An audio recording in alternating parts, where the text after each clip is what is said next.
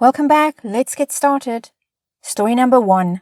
Opie writes, My 35, wife 32, and I've been married for almost 13 years and together for 15. We met in college and now have a great life with 3 beautiful boys, a home in the suburbs, own rental properties, and we are close to opening a business. We have a group of friends who we hang out with and have game nights regularly, all married. When my wife drinks, she is mean to others in a funny way, including me. I don't mind it because I am mean as well, and we joke around and have a good time. After drinking, we have the most amazing sex. Recently, she has been very flirty with a friend who is about 10 years older. I really liked him and thought my wife wouldn't be doing more than light flirting. He started reciprocating the flirting when his wife wasn't around, and I mentioned it to my wife, and she said she was just trying to be nice, and she couldn't remember very well how the interaction was.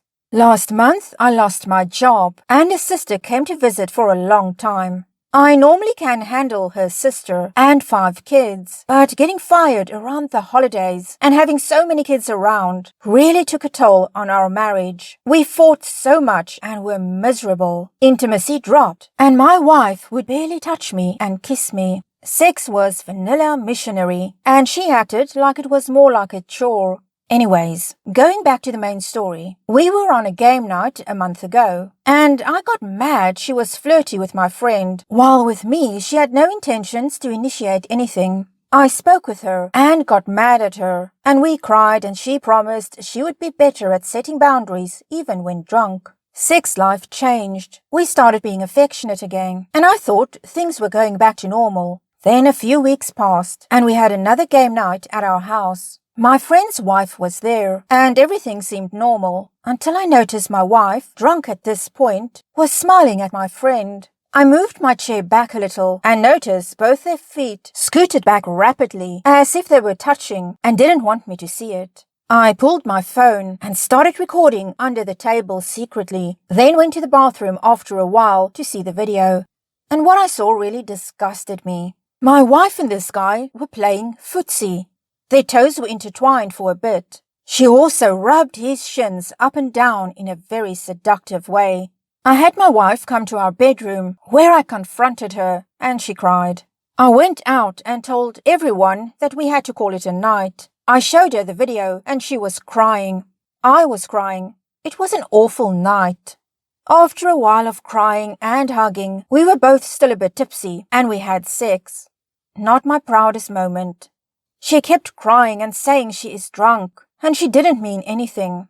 She said she would stop anything from happening and wouldn't let it escalate any further. She said while being drunk, she just liked the attention and made her feel young again.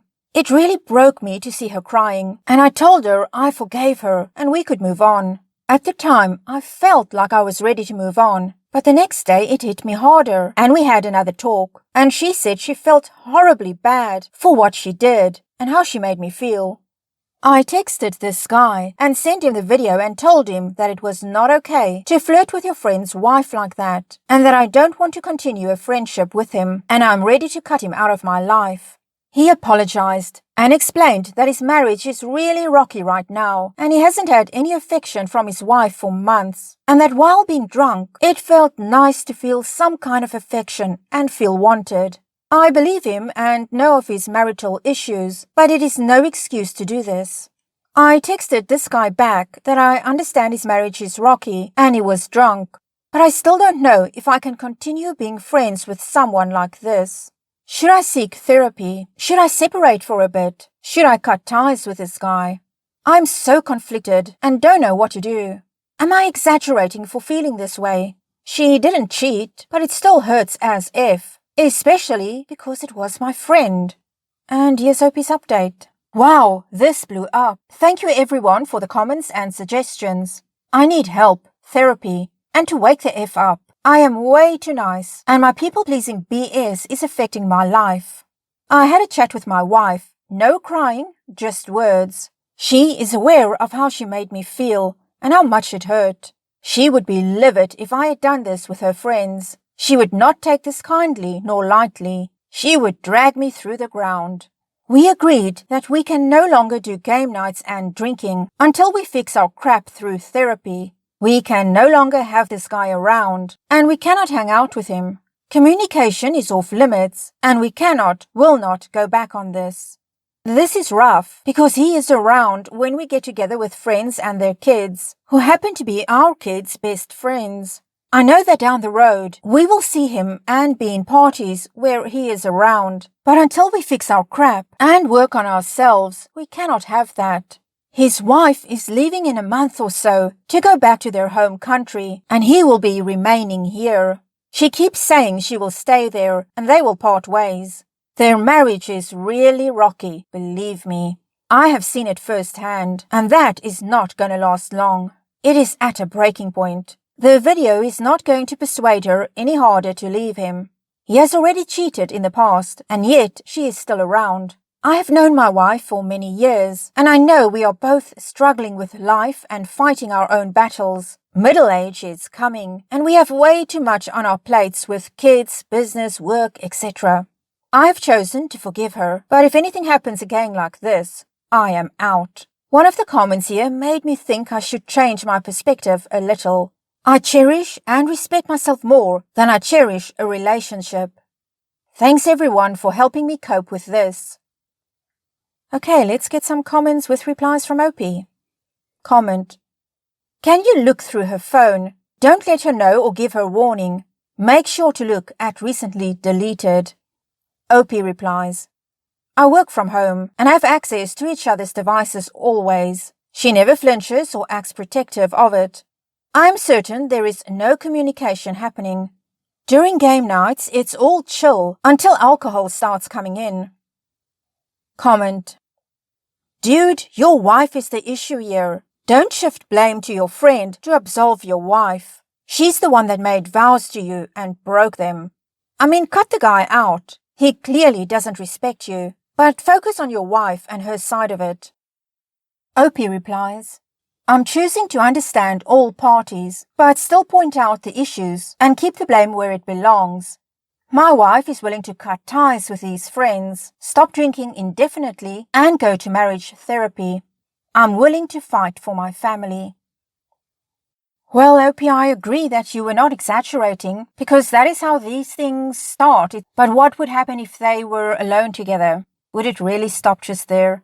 So it's a good thing that you realized what was going on, you nipped it in the bud, and your wife is willing to do what it takes to win back your trust and make whatever changes need to be made, in this case, not seeing these friends anymore and not drinking for a while. And since you mentioned the whole thing about alcohol, I would suggest that maybe you should not be drinking around other people. Although that said, I still don't think alcohol is an excuse. Your wife and your now ex-friend knew that what they were doing was wrong. That's why they did it secretly. And of course, the worst part is they did it right under your nose, Opie. Very disrespectful.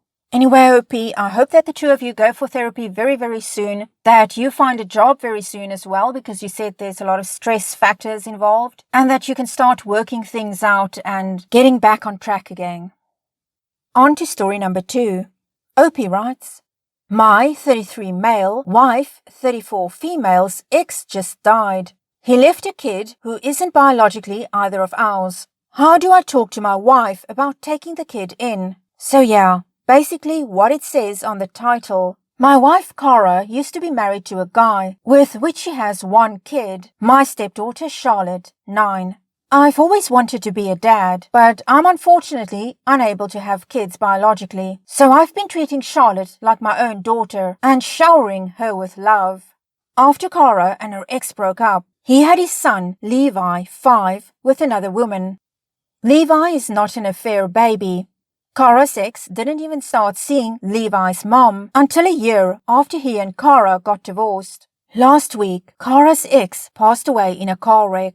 From what I know, Levi's mom won't take him in, and Cara's ex has no close family who will take him in. Levi is currently staying in a foster home, and if no one steps up, Levi will become a ward of the state and enter our state's god-awful foster system permanently. The other thing is that Charlotte loves her little brother so much, and obviously she's devastated about her dad. I think that staying connected with her brother will help Charlotte through the grief, and that staying with his sister will help Levi. The thing is, Cara absolutely loathes her ex. Their split-up was on pretty much the worst of terms, and their divorce was the messiest I've ever heard of. She once told me that if it wasn't for Charlotte, she would have moved across the country and never thought about him again. I'm worried that she won't want to take in Levi because of his connection to her ex. I don't know how to talk to Cara about potentially stepping up to take Levi in, or if she might be gravely insulted if I brought this up.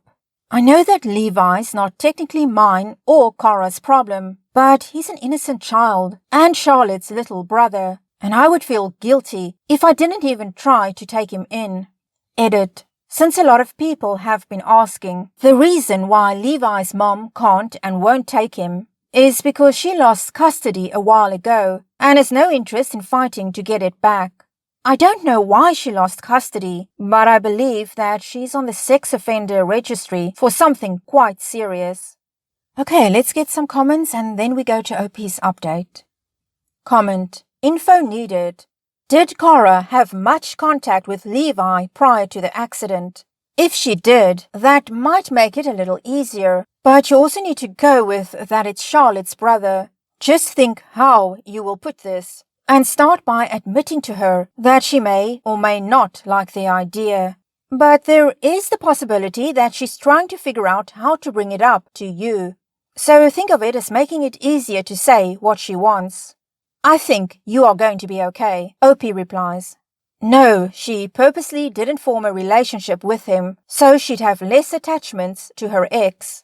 I actually saw the kid more often than my wife, because I handle most of the childcare stuff with my stepdaughter, which included pick up and drop off from visits with her dad. Comment. What did the ex do for Cara to divorce him? Damn man, answer, OP replies. The better question is, what didn't he do?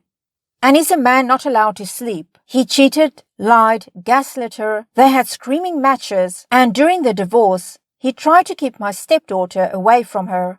He made things up about her in court to try to serve this end. The only thing he never did was hit her. Comment. I'm curious, what was your relationship like with your wife's ex? It seems like you and him had a better relationship than your wife and him. I'm not saying you guys were buddy-buddy. OP replies. He and I were cordial, but if I'm being frank, he was a massive douchebag. My wife and I would rock, paper, scissors sometimes to see who would have to deal with him. LOL. And here's OP's update. So, after reading through as many comments as I could, I was even more nervous than ever about talking to my wife.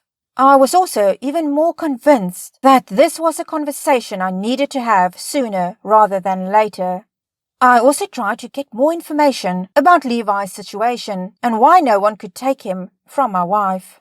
According to Cara, Levi's mom immigrated from another country and doesn't have any family here. One of her ex's parents is in aged care and the other is unwilling for some reason.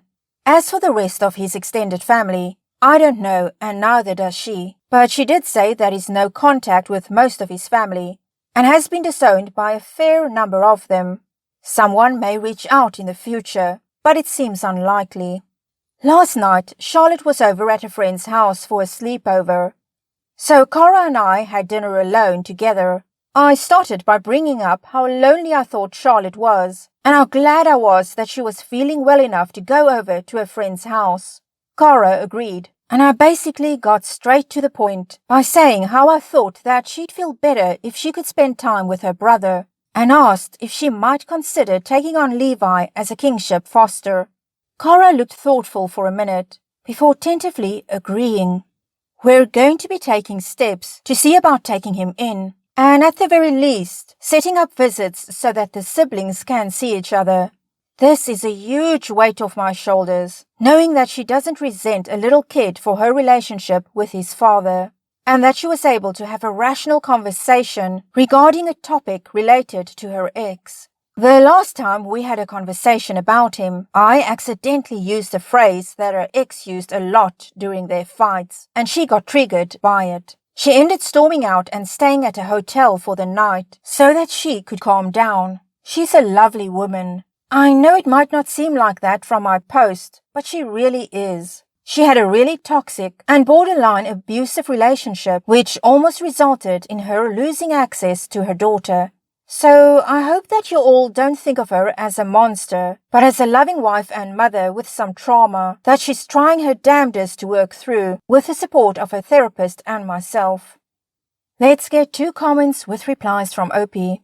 Comment: I'm glad Reddit didn't talk you out of this. There were so many negative and pessimistic comments. I was worried that you were going to abandon the idea.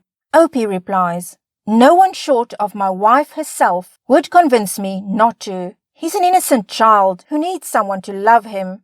If anything, Reddit made me more determined to try. If I chickened out and never brought it up, everyone calling me a saint, completely undeserved, but that's besides the point, would be disappointed in me, along with myself. Comment: I'm really happy that this was a positive outcome, but she wouldn't have been a monster if she had said no. Opie replies: I agree with that. She could never be a monster in my eyes. Well, Opie, it looks like the 2 of you are on track to adopt Levi.